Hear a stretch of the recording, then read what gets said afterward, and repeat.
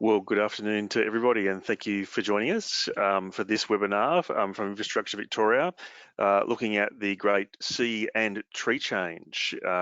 What does it mean? Where are we headed? And what are some of the considerations we need to be taking into account?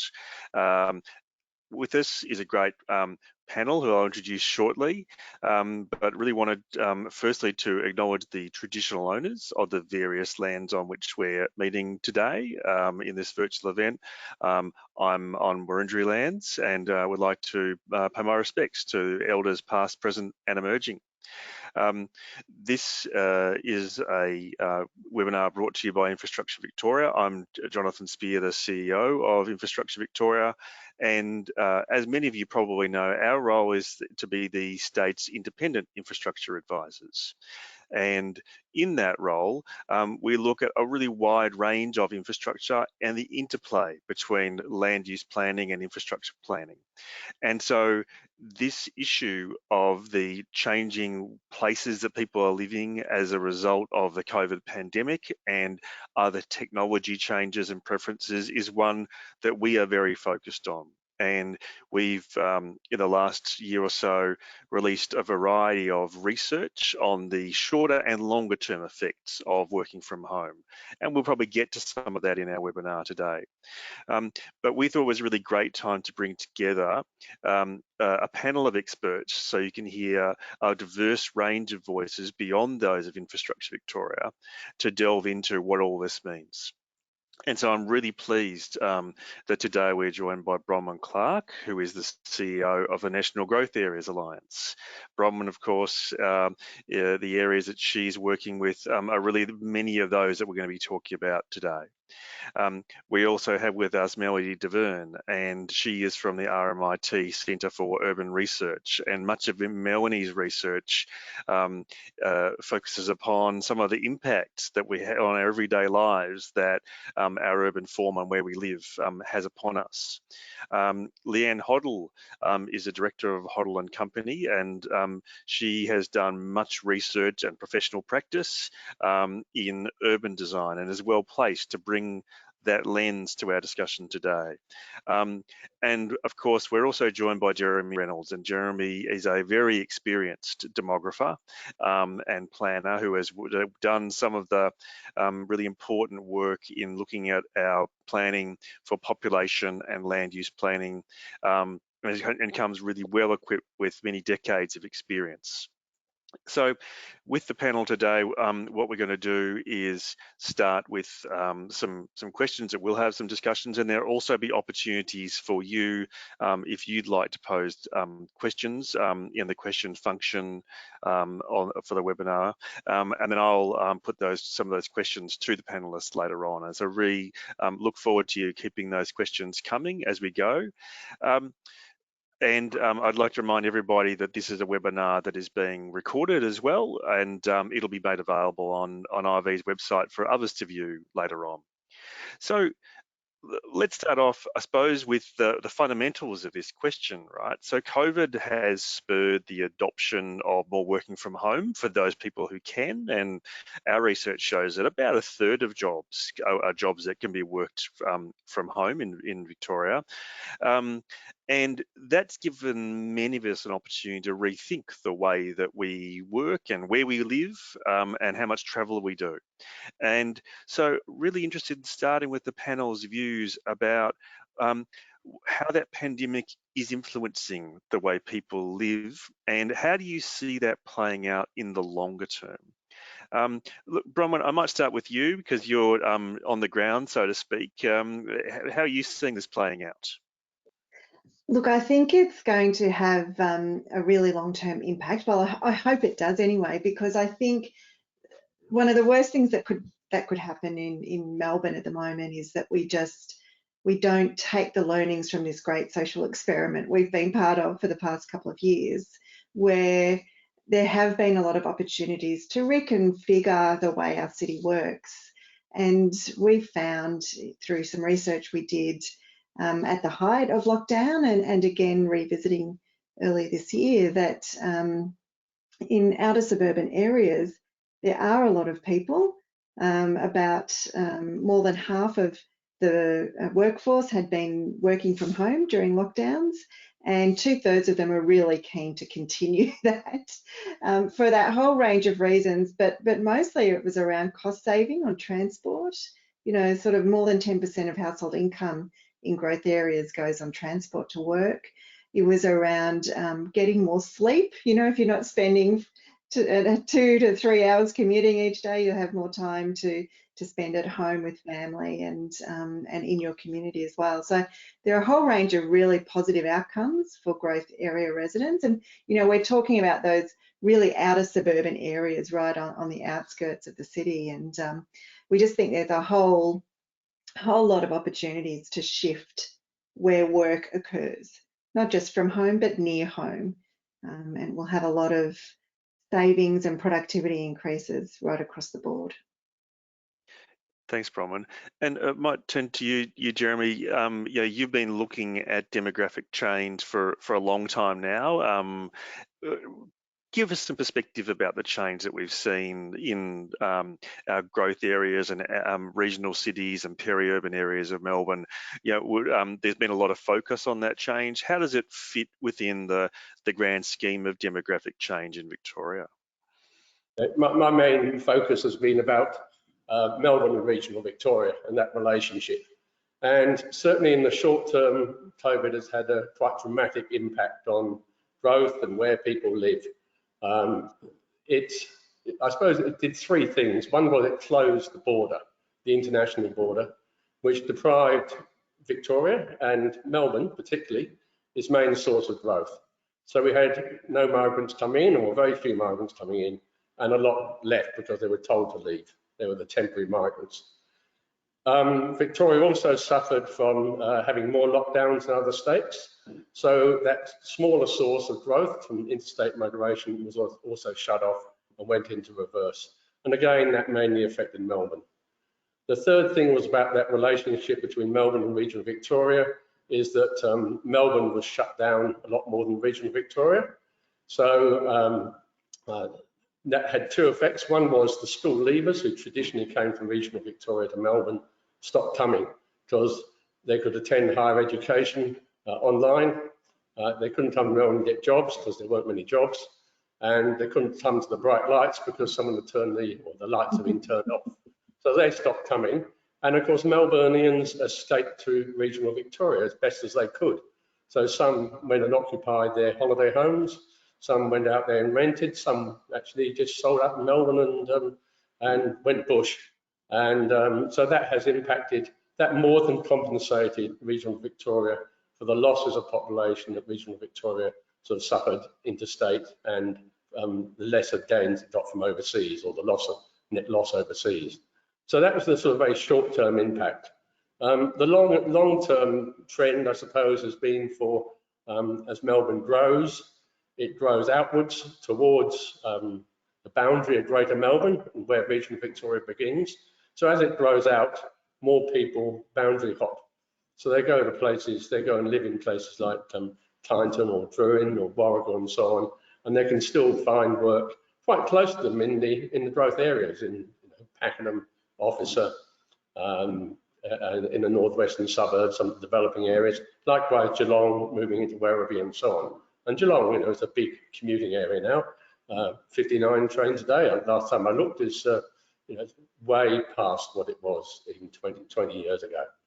But all this is based on data, which I have to say is, I call dodgy data, because all the population estimates we have, the estimates of regional migration, are all still based on the 2016 census.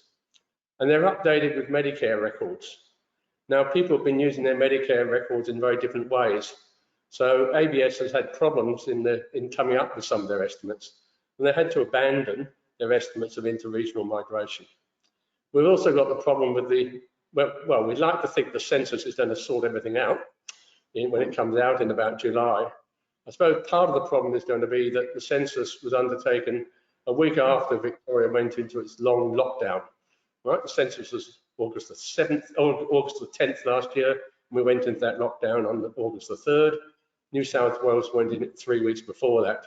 So I'm not sure what the census is going to tell us I suspect it's going to tell us there's been a massive growth of population in Phillip Island, because Phillip Island has lots of holiday houses. I know from talking to people down there that retail turnover went up a lot during the week. It went down at weekends, but certainly there are a lot of people who disappeared out of Melbourne. Whether they're going to come back, whether it's just a temporary move, obviously in some cases it was, but how permanent that move is out of Melbourne to regional Victoria, can't say, don't know. Yeah, that's a really interesting, I suppose, question and caution about the data, Jeremy, and that we're all relying upon, of course, and often the desirability of multiple scenarios that explore some of those variations we might see. Melanie, with these changes that we're seeing, at least in the short run, if they were to stay in the long run in terms of the move of people to growth areas, peri-urban areas, regional cities, what does that mean for the way people live in the short run and then in the longer run? Yeah, well, I think, listening to Jeremy there, the one thing that comes to mind straight away is that, our cities are dynamic systems. And they are whole systems. And as you would know too, Jonathan, when you're looking after a state, it's not about a focus on one. It's like what happens here will have an equal and opposite effect in this other area as well. So this is the complexity of planning. It's not like we can focus only on one area or do something in one place and think that it's not going to have an impact elsewhere. And we see that in so many things. I guess in terms of the question you've posed to me, it is this interest that I have in health and how we live our lives. And we know that, the initial conversation even of starting to talk about, well, working from home has made such huge differences to people, but not everyone can work from home. And so if there's one thing I want to bring to this conversation, it is about an equity lens, and that we're not all professionals. We're all very fortunate in this panel. We're all sitting remotely able to do our work. But, if you work as a barista even, you can't do this remotely from home at your desk. If you work in industry, you can't do that as well. So I think it's really important to remember that this is not a conversation about tree change only for people who can. And what about the people who can't go to a holiday house, say Jeremy, down in Phillip Islands and continue to work nicely? That's something that has direct implication we need to remember when we come to this. And the other thing is that planning just takes such a long time. So I was also thinking when Jeremy and Bronwen were talking that this could become a promotion for the census, this conversation, and the value of information that comes out of it, but also that fear that I hold, and I think many people like, everyone on the call today, about what we're not going to get from our census because of COVID and lockdowns last year, and how it's going to shape what we would normally use this information for. But in terms of health and how we live, I'm predicting we'll see a bounce back. So even though we've gone through the most awful time of COVID, I hope, and that we've now kind of moved into this, well, let's turn it into a positive and take the work from home advantages, work in regional and rural locations. For those who can do that, I also think that we're going to see this need for people to come back to cities and to think again about how we plan, because I'm sure that we know in looking at data already, there's not enough health infrastructure even in regional areas. You only need to talk to somebody who lives regionally about the need to see a GP, how far you might need to travel. If you need to see a specialist, how far do you need to travel for that? And that brings up huge things in terms of how do we move between cities, the link between transport and employment and health, because we know that where you live, learn, work, play, where you're born, these things affect your long-term health outcomes. So what happens when we have people moving around is great for now, but what is the next stage? Because I know that planning doesn't keep up. You won't be able to get childcare easily in a regional area that has one childcare centre. How do you get your kids into school? What if there's an overpopulation of students required with these moves? These are the impacts I think we're going to see with tree change. Yeah, and Melanie, that impact of additional demand of people who are both projected already and then growing population into these growth areas is certainly something that we're all working on and planning for. I mean, one of the other things that of course affects people day to day is the built environment, and it's probably good to turn to you, Leanne. What are you observing about these changes in where people are living and also how they're living and working with how we plan for our built environment?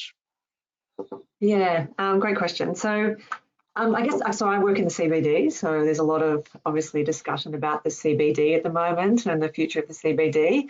I think in terms of the built environment of the city, it's actually, I guess I share particularly Bronwen's optimism that you expressed at the beginning, that this is the worst thing that could happen is we don't take advantage of all of these changes and this experiment we put in. And I would say that definitely extends to how we think about the CBD. And historically, obviously, it has, the biggest numbers have been of people coming in have been workers. There's obviously a lot of residents in the CBD as well.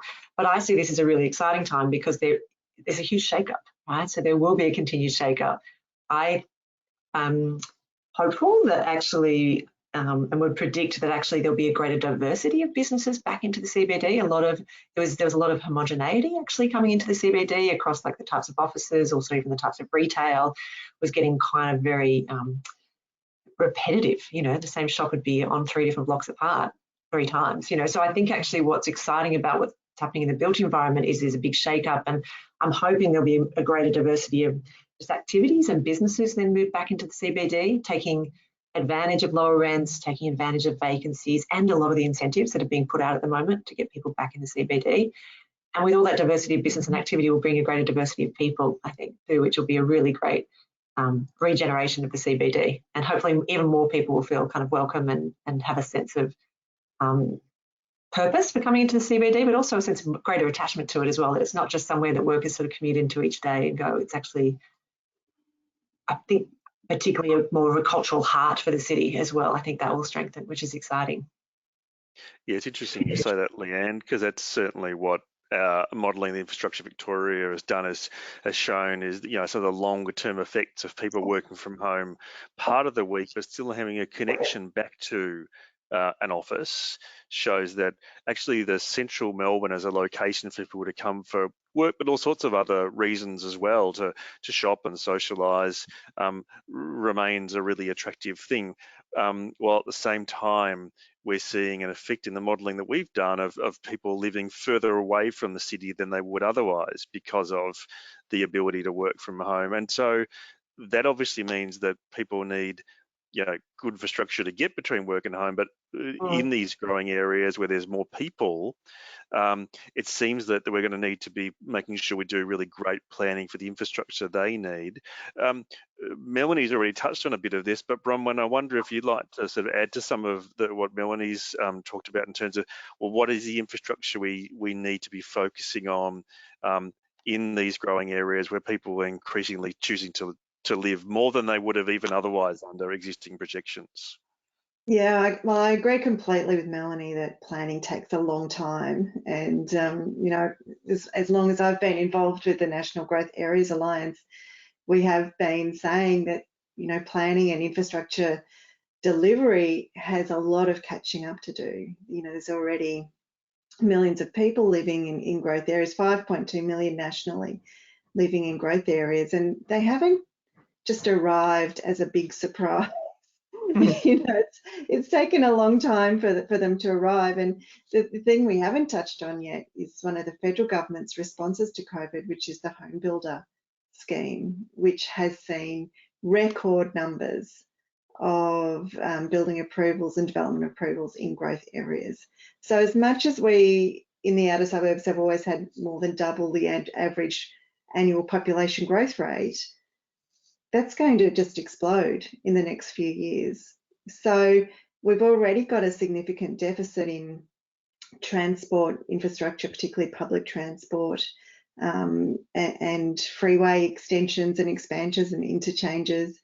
There's also a lack of health and education. You know, in Wyndham City Council, for example, there's 120 babies born every week, and you know that's growing every year. So we will see a little population downturn as a bit of a blip in growth areas, but in the next 5 years or so, it's just going to be another boom. And so we need to sort of look at not just the way that we planned infrastructure in the old days.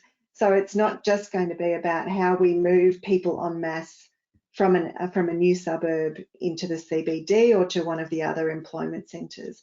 We also need to be looking at what the infrastructure we need to keep people local, whether that is, you know, employment hubs, more local jobs, but also just co-working spaces or education hubs. You know, where can people do these things online rather than have to travel to learn and to work. And so I think that's, you know, there's another boom coming. It's imminent, and we've got a lot of catching up to do already. So I think looking at it from that multifaceted perspective, not just from moving people in large numbers, is going to be really important. Yeah, and you know, we've certainly done work around things like, you know, libraries and swimming pools that people might not expect are critical bits of infrastructure, but actually it turns out that they are, and they're underprovided in some of those growth areas. That's it, and that's another, you know, that's another issue that's a national problem, and you know, it's happening in these booming suburbs in every capital, and every state government approaches it differently, and there's no sort of national consensus on how to do it best. But you know, I think it's, you know, that ties into some of the work that I know Melanie did during the pandemic and the lockdowns around access to open space and things like that. Well, that's an excellent segue, I think, Bronwen, because Melanie, tell us a bit more about that. You know, you touched a bit on some of the, you know, health infrastructure needs, but tell us about open space, or, you know, what are the other challenges and opportunities for providing infrastructure for communities in these areas that were already growing, and it appears with the asterisks that Jeremy's put on that in terms of the statistics, appears like they're going to grow even faster, perhaps. Yeah, well, I think, you know, Bronwen, in talking about things like swimming pools and libraries, you would not believe how difficult it is to actually measure and monitor where these are. So that brings me to a project I lead at RMIT called the Australian Urban Observatory, where we actually have livability indicators that we've developed across the 21 largest cities of Australia. So in Victoria, that includes obviously Melbourne, but also the major regional centres of Geelong, Ballarat, Bendigo, and Wodonga and Albury. And looking at things like swimming pools, you know, this really calls for the need for things like national data sets. Sorry, I have sirens going past. But in terms of swimming pools, there's no national data set. In terms of public open space, at the moment, there's no national data set. So for us to even look at who has access to these types of infrastructure takes years of research to actually try and come up with our own methods to create a nationally consistent data set to understand who has got a swimming pool, who has got access to a library. So I think it really does connect to the need for data in this conversation. And I like to think of indicators as information, so it's not raw data, but actually just trying to understand, well, who's got it and who's not. We don't need to all be data scientists to understand this, and this is where our work comes in. We're trying to make it really easy for decision makers to understand where these things are and aren't. But then we also need to look at these changes across time, so we need to connect people in place. So we need to look at who lives there, what are their needs, and what are the service provision around them. And I think it does bring this idea of social infrastructure or social services, the things people need in their everyday life. That's also a source of employment. So, you know, I think we can't separate some of these things, and part of the problem we have in these conversations is not this particular conversation, but others is it's like, well, let's focus on transport. No, let's focus on employment hubs. No, let's focus on social services. Actually, it's that dynamic interaction that I was talking about at the start, that we need to be looking at all of these together. You know, how many regional universities do we have? Very few. Where does all our funding for universities, just as an example, go? It goes to the cities. But where are the skilled positions where we could actually attract people to? It because work and employment is a social determinant of health. If you have better opportunities to learn, to create new skills, that's also going to set you up for better long-term health. So it's this kind of connected conversation I think we really need to have. Yeah, thanks, Melanie. Absolutely. And Jeremy, turning to you, Melanie's talked about the importance of good data, and you have too. Tell us a bit about this level of growth we're seeing in the grand scheme of things. And what I mean by that is, putting the caveats that you have about the reliability of this changing population in the short run, levels of growth that we're seeing in regional cities, peri-urban areas, and Melbourne metropolitan area. Tell us a bit about the comparative levels of growth over time, and what does that mean for infrastructure planning and delivery? How big a change in infrastructure are we going to need to see in some of these places? Okay. Well, first of all, I'll just say about the future. It never pays to disagree with Treasury, either Commonwealth or State Treasury. They speak both stating that they believe that COVID is dead, and that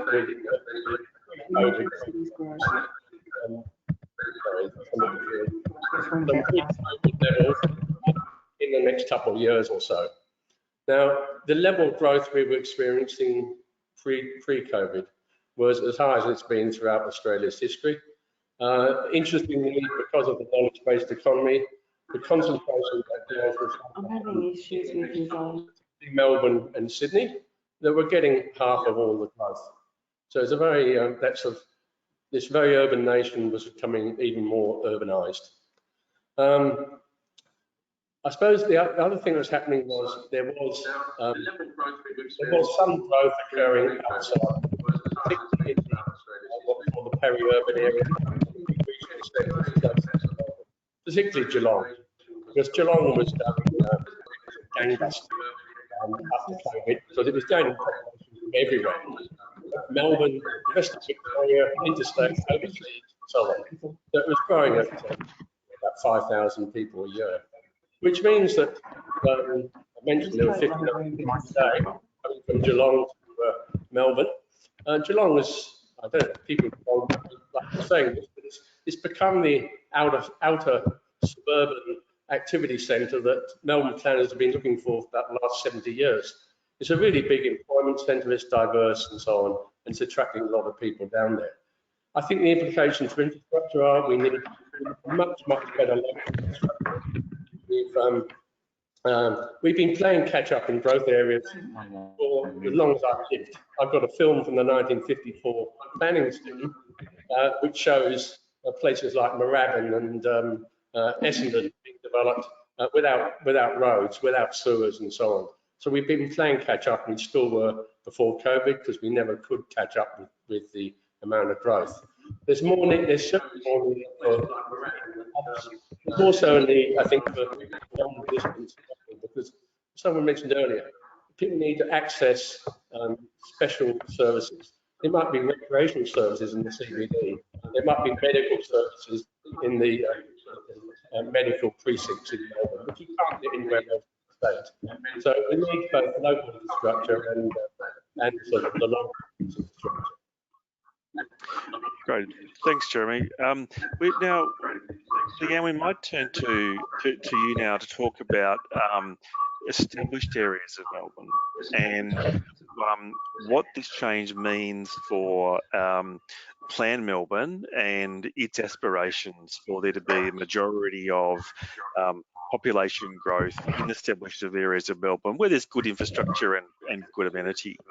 But of course, what we're seeing at the moment is probably only about a quarter of new homes in Melbourne are being built in those sort of established activity centres where there's good access to those public transport and services. So I guess we're seeing through the last couple of years move away from that direction of increased population growth in established areas of Melbourne. What do you think of that, and what do you think the barriers are to achieving greater density in Melbourne? And is that an aspiration we still should even be aiming for?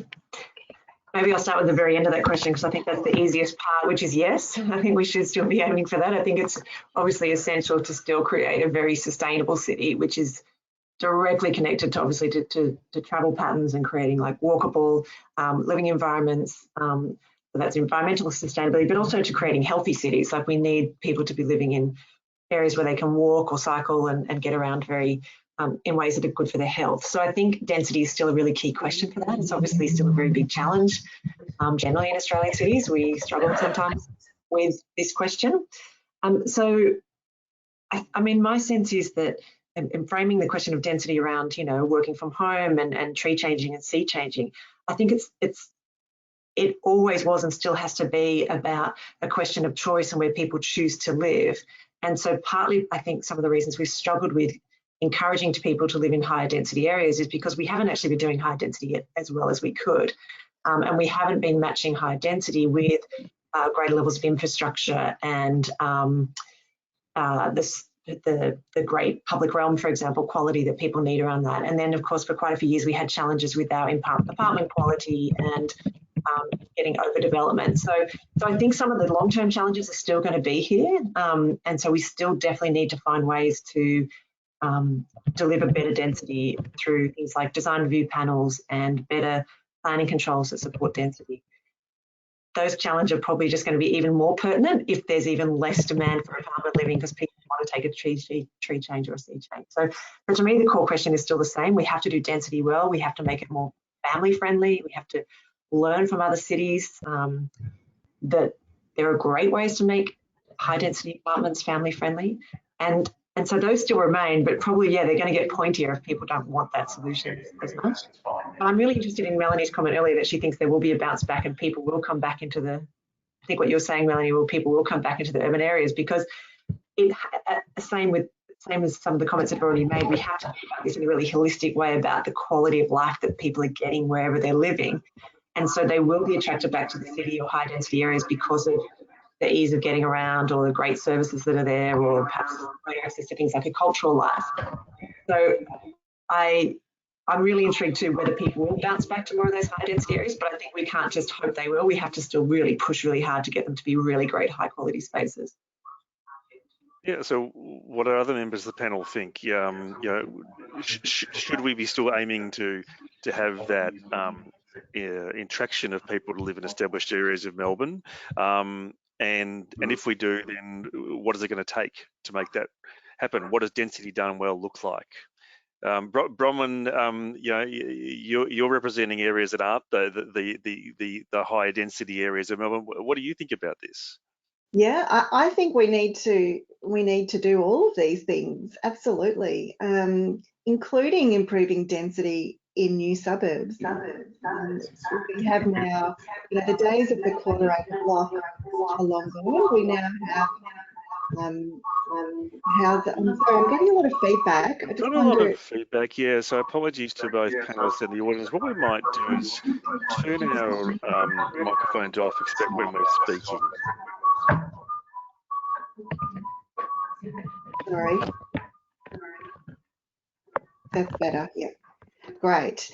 So yeah, we do need to come at this from all directions, and you know, we've got to also think about, you know, the directions of people's movements. So, you know, it's definitely about you know, young people growing up in a suburb and choosing to go either further out or further in or stay in the area. It's having all those options available. And we know from the last census there is an increase in medium density in new suburbs, but we could definitely do more of that, and definitely, you know, have more of these hubs develop around commercial centres and activity centres. And you know, it is happening, but slowly.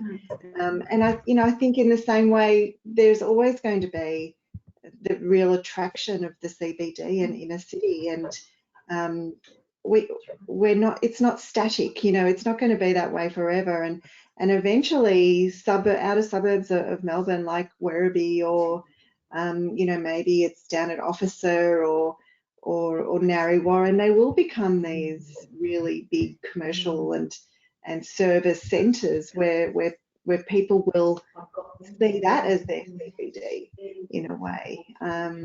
So yeah, I think it's just, there's no single option. We need to come at it from all angles. Yeah, it's really interesting. I mean, and especially coming from you, Bronwen, you know, from the Growth Areas Alliance, you know, pointing to the need for diversity of housing and employment choice in those locations, and that it's done well, it can be done in a variety of locations, and probably needs to be done for you know, better use of infrastructure, but also housing affordability as well. Melanie, you've obviously done, you know, quite a bit of thinking about this. What's your take on this area? Yeah, look, I'm agreeing with all my panelists. Despite our need to have some controversy, Jonathan, I think we're very much on the same page here. And I definitely agree with Leanne about density done well. And Leanne, I wrote down a comment that you said that density is not matched to infrastructure. And I think that's what we see in some of the fear that goes with this. I think density is good for health, believe it or not, because it means we've got more people around which can service more things. Density is actually really important for walkability, so that if you have people that can service those services and shops, then you're more likely to have shops and things like that that come with it. So density becomes this really controversial conversation for some people, and they really don't want to talk about it, but I think it's thinking about, it's not all high-rise buildings when it's density. We can do medium-rise density that doesn't have to be like you're filling in another city. We can do this in ways that makes people feel a little bit more comfortable, but the world is changing and we can't stay static in the suburbs. So that's really important as well.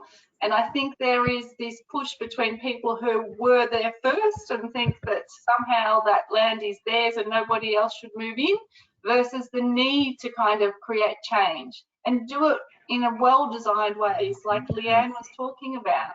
But we do know that if you have people around, you're more likely to have extra shops and services that they can support, which then means you're more likely to create a walkable neighbourhood. And we have to bring climate change into this conversation as well, because, you know, sustainable transport is not only just good for our health and our well-being, but also really important for the environment. You know, if we're going to keep spreading everything out over miles and miles and make everyone drive big, you know, petrol, diesel, guzzling cars, that's also terrible for our health and our physical activity, but also really bad for the environment in terms of how we're creating this.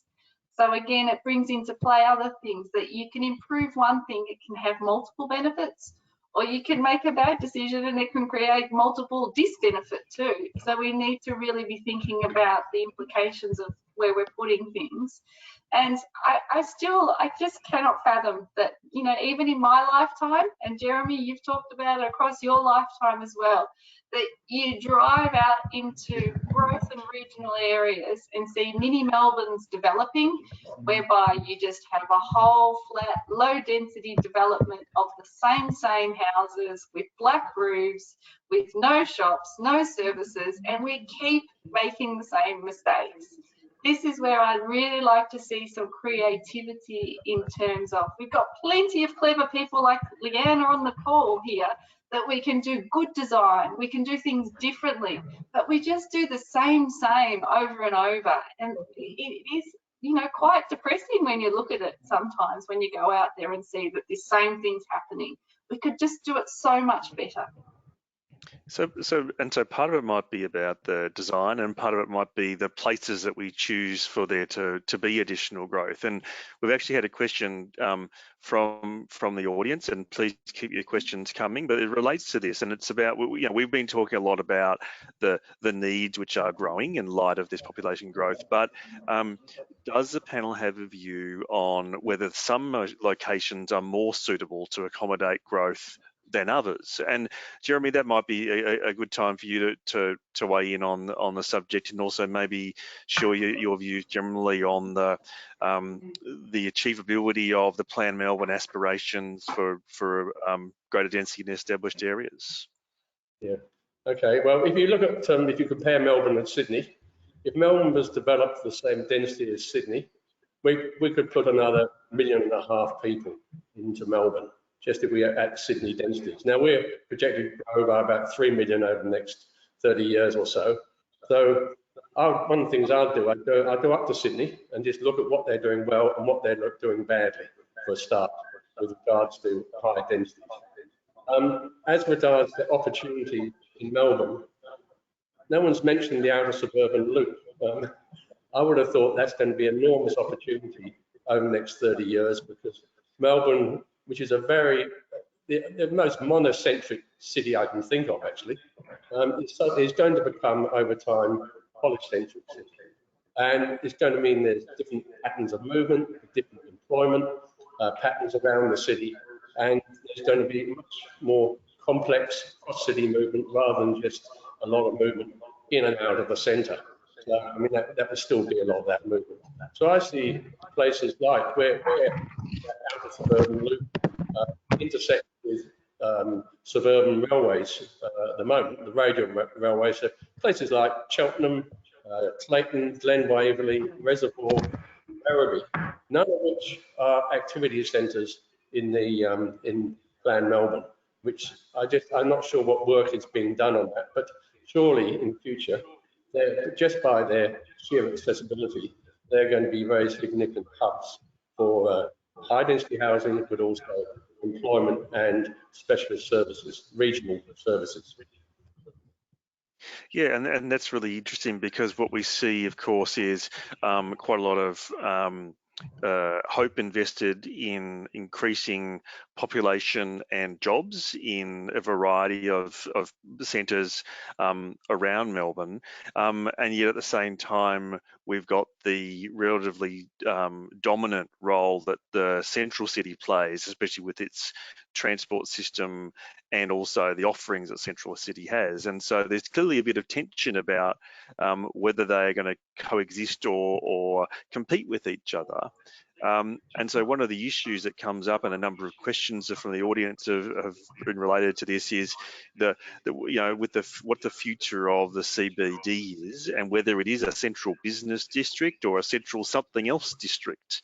So Leanne, you might want to start us on this, but what's your view about the role of the future of the city as an employment district, or where businesses choose to locate, versus some other role, and how might that sit with what Jeremy's put in terms of the polycentric options? Yeah, I mean, I think that we're not starting from scratch, obviously. So we have a city where kind of all roads kind of do, and train lines generally do lead to the CBD. Obviously, the suburban rail loop will be a significant shift in the way people move around the city. There is a legacy of infrastructure here, and history, I think, too. It's not just bricks and mortar. There's actually layers and layers of culture and histories here as well. So I think that the CBD will still play a really important role. As I sort of mentioned earlier, I'm quite keen for it to actually keep to evolving a bit more, so it actually is more diverse. I think that's going to be really interesting. But I mean, pre-COVID days,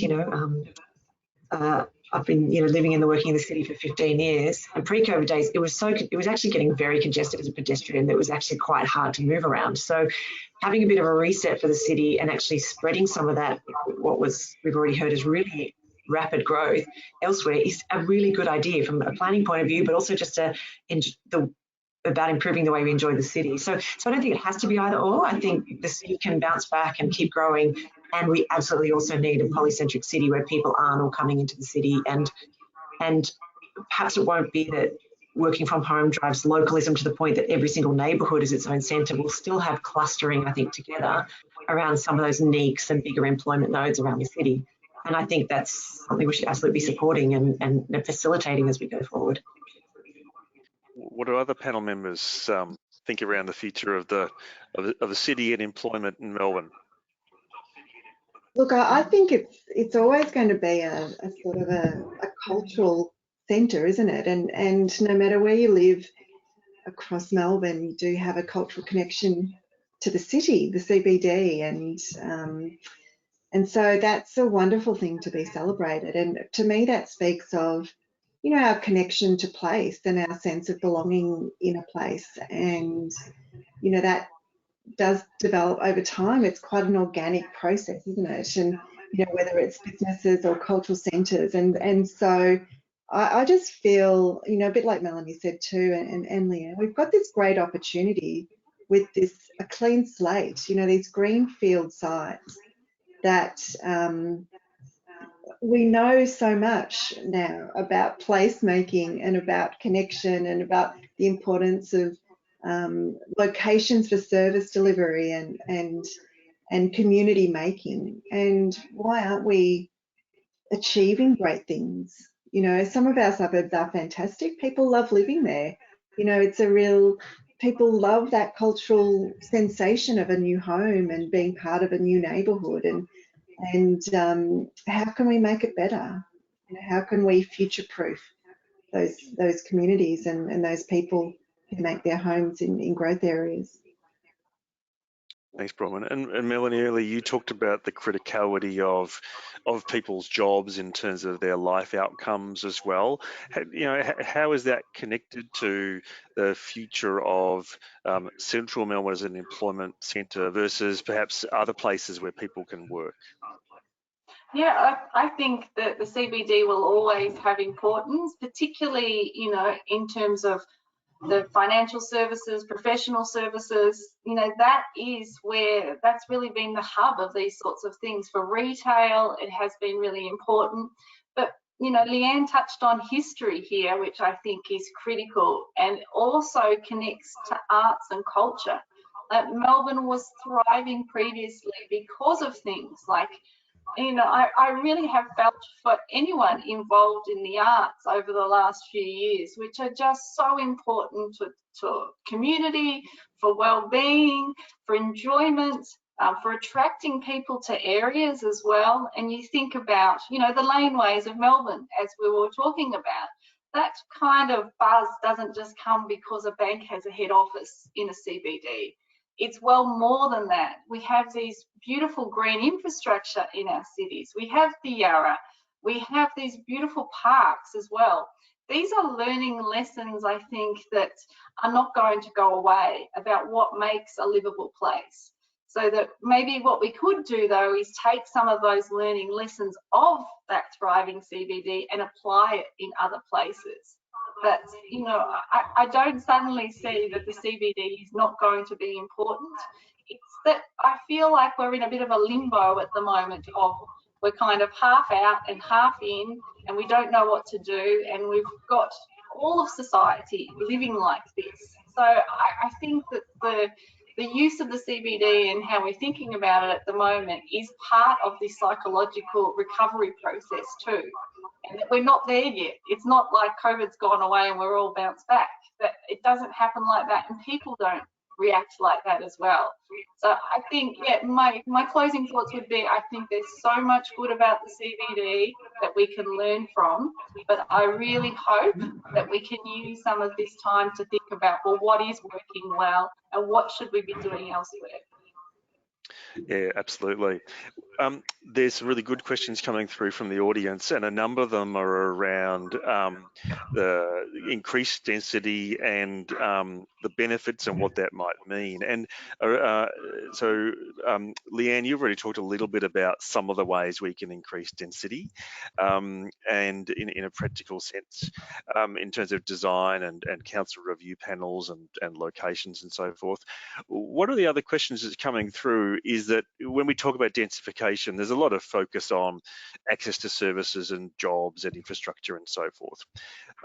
It might be useful for us to turn our attention, though, to how important these services and jobs are for people's well-being and their health. And so tell us a bit about, you know, any member of the panel who'd like to chip into this, about the importance of densification for the access that it gives people to each other, or for social connection, as perhaps another important outcome that we get from densification. Yeah, I mean, I'm happy to jump in and start talking to that, because I'm actually really pleased you raised that, because I was thinking through all this conversation. We actually haven't been talking about mental health, which is obviously such a challenging issue at the moment, which COVID obviously was incredibly draining, and I totally agree. I think we're still processing, grieving, adjusting, but equally the working from home thing, the fact that people are now working from home, I think, can bring enormous mental health benefits. It now seems totally okay to just, well, in a lot of the businesses that I know of, and ours, is that it's totally okay to go, I'm just working from home today because my energy levels are low, and I'll just be more productive here. I don't need to go and perform anywhere else, I can just lay low. And I think that, like, there are psychological benefits around that too. But to come back to your question around density and social benefits, I mean, people have always been attracted to cities because of, yes, the obviously opportunities like a job and a lifestyle, but absolutely we're social animals. We do want to live in social environments, and so high density areas, again, have to be designed well to support this, but do support lots of casual social interaction. They support, if they're designed well, and the role of the public realm is really critical here, they support a lot of engagement in communities, a lot of community activity, and just the chance to have more neighbours and more support network from those neighbours if it's done well and you know them and you're connected to each other, not just if you're jammed in side by side. So it's the quality component that is so essential to supporting good social outcomes as well.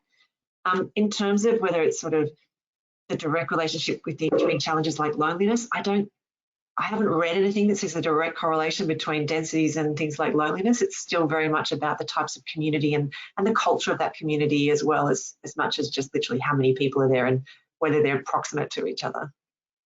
Yeah, Melanie, has any of your research touched on this? Yeah, that's a nice segue, Leanne. I've actually got a PhD student, Tara Jamashlashani, at the moment is doing a PhD on access to green spaces and loneliness. So we're in the midst of her research exactly looking at this, and I think if COVID taught us one thing, suddenly everyone in all neighbourhoods, particularly when you were locked down, was flooding to public open spaces, and it was the best advertisement we've ever seen for the value of why we need public open spaces. And I think the quality question is really important here, because when we measure, we can measure to your nearest space, but doing quality public open space is really important and critical, I think, for bringing people together. So we have to manage this well, because we also know that if you're going to bring a lot of people together in terms of building better density, then we also need to think about that infrastructure connection, because we suddenly got lots of people going to fewer parks, and that creates its own challenge as well. And of course, we have, the government pressure on local governments who need to maintain those spaces as well. So in terms of loneliness, we're seeing some early results that are really looking at a connection between density, but it seems to be specific to certain areas. So it's not like you can say density is good or bad. So it will be one of those things that we'll say we need to do more research to dig further, but there is appearing to be a connection there. And then you think about, well, what are those areas that have high density and who lives there, that we'll have to investigate a little further. But I definitely think about the mental health benefits all the time. And again, I think it's not just about having huge high rises, but connecting to transport, connecting to that local infrastructure that supports walking and cycling. You will see things you've never seen before if you're walking a neighbourhood versus driving it, maybe even cycling it, or being on a bus or a tram or a train. So I think having opportunities for people to actually walk past each other is really great. So, I'm a fan of the old strip shop, the strip shopping area. I think it's fantastic for people actually engaging with each other, stopping to tie a dog or tie up a bike or see someone, slowing down. So I'd like to see more of that coming into our planning. And in some ways, it's like bring back the old school, because maybe not everything new is great. The box supermarket may be good for providing healthy food and services, but it's different in terms of social connections and opportunity to a local festival or something like that as well. Yeah, absolutely. And so we've obviously covered a lot of ground, and we're now at time. You know, we've started with looking at some of the demographic changes we've seen and the population growth preferences, and Jeremy's, of course, reminded us both how that sits in a broader context, and also to be a little bit wary of some of the data as it sort of settles down over time.